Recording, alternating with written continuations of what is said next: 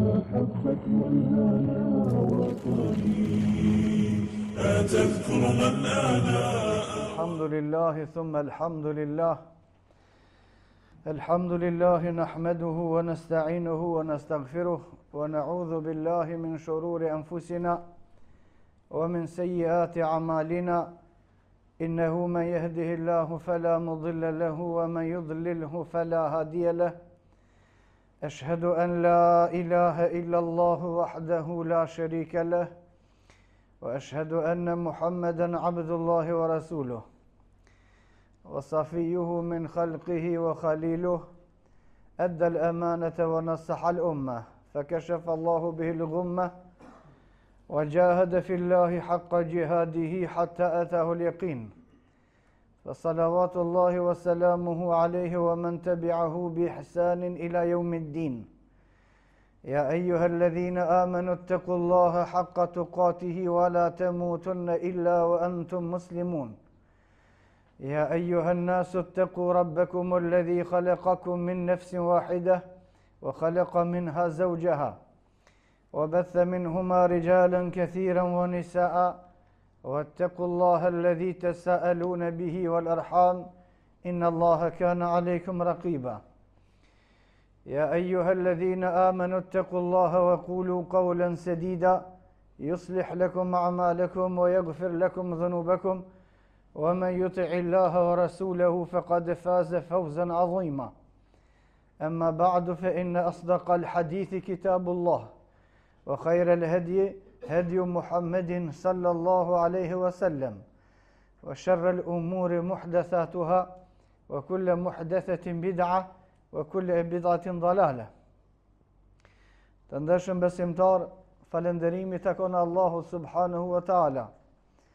Mëshira e Allahut qomi pejgamberin ton, Muhammedin sallallahu alaihi wasallam, mbi shokët e tij dhe mbi të gjithë muslimanët. Në hutbën e kalume e kemi pa dy prej brengave të cilat i sjellin dobi besimtarit edhe në këtë botë edhe në botën tjetër. Brenga e parë është brenga për përhapjen e fjalës së Allahut dhe fjalës pejgamberit sallallahu alaihi wasallam në mënyrë që njerëzit ta kuptojnë të vërtetën e të vdesin si musliman e të shkojnë në xhennet. Dhe kjo është mendimi i gjithë secilit musliman, ose ky duhet me qenë mendimi i gjithë secilit musliman. Ne dëshirojmë që të gjithë njerëzit që jetojnë në tokë ta besojnë Allahun drejt, ta adhurojnë vetëm Allahun, të vdesin si të tillë dhe të hyjnë në xhennet. Pastaj kur ata nuk besojnë dhe pengojnë fen tonë, dalin dispozitat të tjera, por baza e besimit të na është kjo. Ne dëshirojmë që të gjithë njerëzit që jetojnë në botë, të gjithë, ta besojnë Allahun drejt, ta adhurojnë vetëm Allahun, të vdesin kur t'ju vjen e gjeli me vdek. Besimtarët do të hyjnë krejt në xhennet. Arduha as-samawati wal ard, gjerësia e cilit është sa toka e qetë. Domethënë ne parimisht dëshirojmë që të gjithë njerëzit të shpëtojnë. Jo të shpëtojnë vetëm këtë botë, po të shpëtojnë edhe në botën tjetër. Dhe për këtë edhe mërzitemi. Pejgamberi sallallahu alaihi wasallam vetë mërzitej. I thirrte njerëzit ata nuk e pranonin, e përgënjeshtronin, e ofendonin Allahun e pejgamberin e Allahut të fen, dhe pejgamberi sallallahu alaihi wasallam mërzitej për shkak se ai e dinte më shpallje se kushdo që vdes i tillë përfundon për gjithmonë zjarm xhehenemit. Dhe për këtë lloj brenge, pse nuk besojnë njerëzit dhe aktiviteti, angazhimi jonë për me avquë argumentin kuptueshëm njerëzve, për këtë lloj brenge ka shpërblim te Allahu subhanahu wa taala. Brenga e dytë ose lloji i dytë i brengave që e përmendëm në hutbën e kaluar është brenga e borxhit. Kushdo që merr borxh prej dikujt dhe e ka gale, e ka dert se çish ka me kthye, edhe kjo e çon atë më kon i kujdesshëm për me tubu borxhin edhe me kthy, por këtë ka më pas shpërblim, për shkak se u kujdes për diçka që pejgamberi sallallahu alaihi wasallam ka porosit me u kujdes. Kurse sot me lejnë Allah subhanahu wa taala do të flasim për një breng tjetër për të cilën gjithashtu ka shpërblim në ahiret, dhe kushdo që e ka këtë breng duhet mu angazhu që brenga ati mos me dal negativ, rezultati mos me dal negativ. Ajo është brenga për familje, se çka do të bojnë ata pasi që të vdesmi ne. Pejgamberi sallallahu alaihi wasallam në hadith të saktë i ka thonë familjes vet, i ka thonë grave të veta, unë friksohem se çka do të ndodh me juve pasi që të vdes une.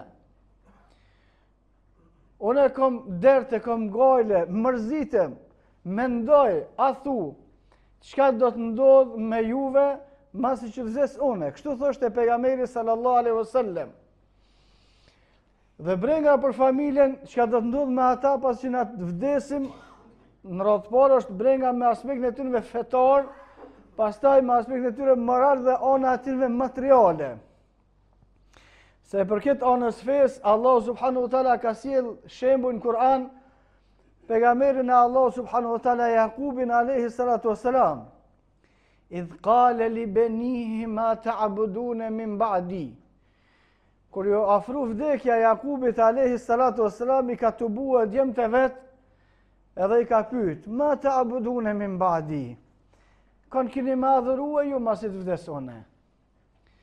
Për shkak se krye familjari, sa t'jen gjallë, e ka përgjegjësinë dhe drejton familjen. Në momentin që vdes krye familjari, familja nëse nuk e ka një përgjegjës familjar rezervë, që normal duhet me u angazhue gjithë secili prej krye familjarëve që në rast të vdekjes së tij, e ai ka me vdek gjithsesi, me pas dikush që e drejton familjen mas tina.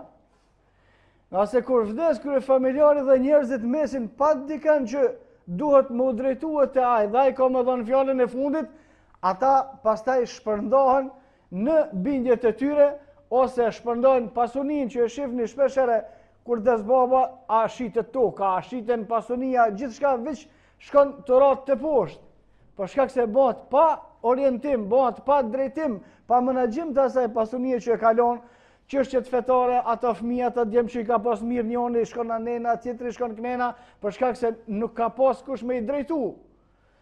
Jakubi alayhi salatu wassalam e ka pas këtë breng, para se me vdekje dhe i ka tubua djemtë e vet, pyetja e parë që ja ka bë, i ka thonë ma ta'budun min ba'di. Çka keni më adhuruar ju masi që të vdes une? قالوا نعبد إلهك وإله آبائك إبراهيم وإسماعيل وإسحاق إلها واحدا ونحن له مسلمون. Djemt i kanë thonë Jakubit alayhi salatu wassalam, pas vdekjes tonë na kena më adhuru që atë që ka adhuru te. Atë që ka adhuru Jakubi, Ibrahim, Ismail, Ishaku e pejgamber tjerë, na jena musliman. Edhe këtu përfundon përgjegjësia e prindit ose përgjegjësia e krye familjarit. Nga sa i pas vdekjes nuk mundet më kthy me shpjegu as me i thonë kur gjë hiç. Por ai e ka dhënë kontributin e vet duke qenë gjallë, sikur që te çështja e borxhit të përmendëm në hutbën e kalume, nëse i porosit familjen se nëse vdes une kam borxh filonit që kaq, filonit që kaq, filonit që kaq, kjo është pasunia jeme, ndani për trashëgimisë ose shitni diçka, nëse s'ka, nëse mundi se ju jeni trashëgimtarët e mi, bëni pasuninë e kthena. Pastaj ata nëse s'ja kthejnë, nuk e çojnë amanetin në vend, nuk është më gjunohu i prindit që ka vdek. Ama ndodh prindi vdes, as nuk e din fëmia ku ne ka pas borxh, veç kur vin njerëzit, mu ka pas që kaq. Ai tjetri thot mu ka pas që kaq. Mu mërzit pse u kon prindi e pse ka vdek. Porosia nëse u lihet në mënyrë të drejtë, pastaj pasardhësit e zbatojnë ose nuk e zbatojnë atë, ma i vdekuri nuk ka gjuna te Allahu, por e ka gjunohu nëse nuk e ka pas galen edhe se ka bë porosin para se me vdek. Dhe kjo është gala derti fetar. Ma ta'budun min ba'di, çka doni me adhuru pas meje? Më ia mësua çështjet e kufrit, mas meje nëse vdesun mos birni këtë. Më ia mësua çështjet e shirkut, mos birni këtë. Më ia mësua çështjet e urdhnave, me fal namazin, me bë veprat e tjera për të cilat ka urdhëruar Allahu subhanahu wa ta'ala. Po ashtu thot Allah subhanahu wa taala në Kur'an, "Falyakhsha alladhina law taraku min khalfihim dhurriyatan dha'afan khafu alayhim." Kanë frikë. Edhe në të kenë frikë. Ata të cilët kanë fëmijë të vegjël kurse për vete janë moshë të shtyme. Se vdekja vjen sipas përcaktimit të Allahut subhanahu wa taala dhe nuk vonohet një minutë, as nuk vjen më herët. Thot Allah subhanahu wa taala në Kur'an, "La yastaqdimuna sa'atan wa la yastakhirun." Vdekja nuk vjen përpara as një moment, as nuk shtyhet prej afatit as një moment. Por nga ajo që Allah subhanahu wa taala e ka bërë të zakonshme, e që pejgamberi sallallahu alaihi wasallam ka thonë hadith, jetë gjatësia e ummetit tim sillet nga 60 deri në 70 vjet. Pra parimisht dihet se njerëzit vdesin masi të plakën. A ndodh që disa vdesin matri? Ndodh, por e përgjithshmja është që njerëzit vdesin masi që të arrin pleqnin. Por këtë thot Allahu subhanahu wa taala, pastaj kur është njeriu i vjetër, e fëmijët janë të vegjël, gajla është edhe më e madhe. Për shkak se ky sipas asaj që shihet praktikisht, e ka vdekjen më afër, kurse këta janë të vegjël, nuk janë të aftë më kujdes për vetët e tyre. "Falyakhsha alladhina law taraku min khalfihim dhurriyatan dha'afa." Në të kenë kujdes, ose në të munohen me gjetë zgjidhje ata të cilët kanë fëmijë të vegjël, por se mosha e tyre është e shtyme. Kjo nuk do me thonë kurse si se më konë më vjetër s'bën me pas fëmijë, kur fare hiç. Për shkak se kujdo që Allah subhanahu wa taala jep fëmijë deri në ditën që vdes me të lind fëmia, edhe masën që të vdes, apet është për bukuri. Për shkak se çdo vepër të mirë që e bojnë fëmia u shkon prindve shpërblimi, kurse për veprat e këqija që i bojnë ata nuk i shkon dënimi. Por kujdesin duhet me pas kushdo që ka edhe fëmijë të rritur, ore edhe fëmijë të vegjël, me i drejtu ata në rrugën e drejtë, me pas gale se çka do të bëhet me ta pasi që të vdes me në, dhe kur e ka njeriu galen në kry, angazhohet me bë veprime me të cilat i bën dobi vetes edhe fëmijëve të vet. Është transmetuar se besimtari me lënë fëmijë të pasun është më mirë se sa me lënë fëmijë fukara. Kush ka mundësi me ju lënë fëmijëve të vet pasuni, në t'ju lënë. Për shkak se në hadith është transmetuar se me ju lënë fëmijëve pasuni është më mirë se sa me i lënë ata fukara. Kush ka mundësi me t'u bu pasuni, edhe me avlon trashëgimi se shfrytëzon ai këtë pasuni, me avlon trashëgimi fëmijëve, mos mendojnë jo çka bojnë ata, bovakia, kur gjo, as nisen në këtë drejtim. Kush ka mundësi me t'u bu pasuni dhe me avlon fëmijëve të tij trashëgimi pasi që të vdes ai, është më mirë se sa me i lënë fëmijët fukara. Përveç çështja ndryshon te udhëhecit e muslimanëve. Udhëhecit e muslimanëve është më mirë me i lënë fëmijët fukara se me i lënë pasunik. Kjo është dallimin mes atyre të cilët i udhëheqin njerëzit me drejtësi dhe dallimi e atyre të cilët e marrin udhëheqjen për me vjedh prej njerëzve. Në transmetime të sakta Omar ibn Abdul Aziz, Allah subhanahu wa taala pas mëshirue në ditën kur është bë udhëheci i përgjithshëm i muslimanëve, ka qenë njëri prej njerëzve më të pasur të shtetit islam. Kurse shteti islam në këtë kohë kishte 31 milion kilometra katror. Territor dhe miliona besimtar të cilët i drejtonte. Në kohën kur Omer ibn Abdul Aziz është bë udhëhec i përgjithshëm emir, halife i të gjithë muslimanëve, ka qenë njëri ndër më të pasurit e gjithë shtetit islam dhe ka udhëheq vetëm 2 vjet ka qenë halife i muslimanëve, kur ka vdek mas 2 vjetëve që është bë halife, pasunien që e kalon kanë qenë vetëm 4 ari tokë në Medine. Njeriu në islam, kur bëhet halife, kur bëhet përgjegjës, kur bëhet kryetar, duke qenë i pasur, gjatë detyrës bëhet i varfër. Dallimi, ata të cilët nuk janë në fe, kur hyjnë aty janë fukara, mendoj që shkojnë te shaveresi, gjojnë për me një me dalë në skenën e parë, kur dalin për aty, dalin të pasën. Pastaj kanë pyetur Omer ibn Abdul Azizin, pse këtë shpenzim, këtë pasuni e ki dhënë rrugën e Allahut, nga se në transmetimet të sakta, Omer ibn Abdulazizi edhe gruas vet ja ka lyp arin, dhuratat që ja ka ble më përpara, edhe çikat veta ja ka lyp, ama jepni ta jap për nevojat e muslimanëve. Për to që s'kalon asnjë lloj pasunie, përveç 4 ari tokë në Medinë. E kanë pyet njerëzit pastaj, o udhëheci muslimanëve, pse s'pyelen fëmijëve tu? Për shkak se ka dallim mes atij që ka përgjegjësi në popull dhe mes atij që është përgjegjësinë e vet personale. Ata të cilët e kanë përgjegjësinë personale dhe nuk kanë postë udhëhecën në popull, është më mirë me u lënë fëmijëve trashëgimi nëse kanë mundësi. Ata të cilët kanë përgjegjësi publike, është më mirë mos me u lënë. Pastaj kërkush nuk ngan me i marr ato përgjegjësi përveç atyre të cilët janë të devotshëm dhe çështja e muslimanëve drejtohet mirë. E kanë pyetur Omer ibn Abdul Azizin pse s'pyelen, e ka lexuar fjalën e Allahu subhanahu wa taala, in kanu salihin, nëse ata janë të mirë, Allahu subhanahu wa taala ka më thue hajr, nëse janë të këqij, për shka më lën të këqive atë që Allahu subhanahu wa taala ka lënë në dorën tonë.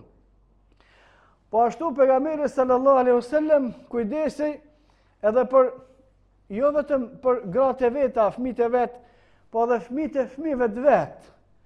Në atë që është transmetuar në të sakta hadithe, Hasani dhe Huseni, djem të Aliut radiallahu anhu dhe të Fatimes, çikës pejgamberit sallallahu alaihi wasallam, këtë trasnipat e tij, pejgamberi sallallahu alaihi wasallam personalisht o kujdes me mësua atyve fen, me mësua atyve edukatën dhe i ka porosit të tjerët që të kujdesen për pasardhësit e Muhamedit sallallahu alaihi wasallam. Dhe kur besimtari e ka brengën se çu shka mu bë me familjen e tij, që shka më sigurua rrezikun për ta, që shka mundësi më sigurua shkollimin, që shka për këtë, për të gjitha këto gale që i kanë kry, me lejnë Allah të ka më shpërblyte Allah. Për shkak se është të menua për diçka me bë hajr, për diçka me bë mirë. El malu wal banun zinatul hayatid dunya. Allah subhanahu wa taala ka thënë Kur'an, fëmijët, familja janë zbukurim i jetës kësaj bote, por janë zbukurim edhe më i madh nëse ne punojmë me ta, e pasi që të vdesmi ne dhe ata bashkohemi në xhenetet e Allahut subhanahu wa taala. Wa qulu qawli hadha wastaghfirullaha li wa lakum fastaghfiruhu li kulli dhanbin innahu huwal ghafurur rahim.